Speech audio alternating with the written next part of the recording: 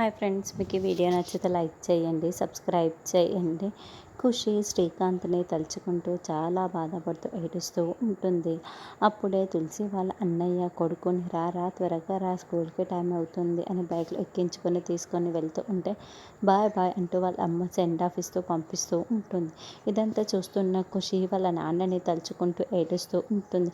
అప్పుడే తులసి అక్కడికి వచ్చి ఏంటి ఖుషి, బాధపడకు అని ఖుషిని ఒళ్ళో కూర్చోబెట్టుకొని మాట్లాడుతూ ఉంటుంది.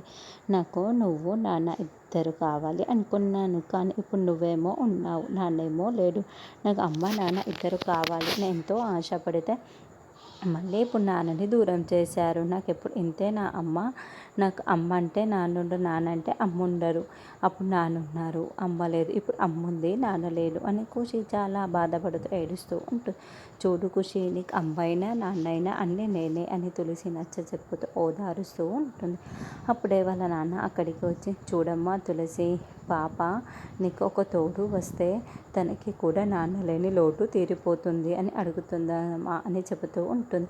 అవునమ్మా, అప్పుడు అమ్మ నాన్న ఇద్దరు ఖుషికి ఉన్నట్లు అవుతారు అని వాళ్ళ అమ్మ కూడా చెబుతూ ఉంటుంది.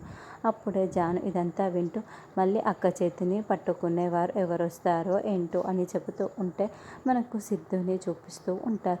అటుగా సిద్ధు వస్తున్నట్లు చూపిస్తూ ఉంటారు. మరి సిద్ధు తులసిని ఏ విధంగా చూసి పెళ్లి చేసుకు అమ్మ నాన్న లేని లోటుని ఖుషికి తీరుస్తారు.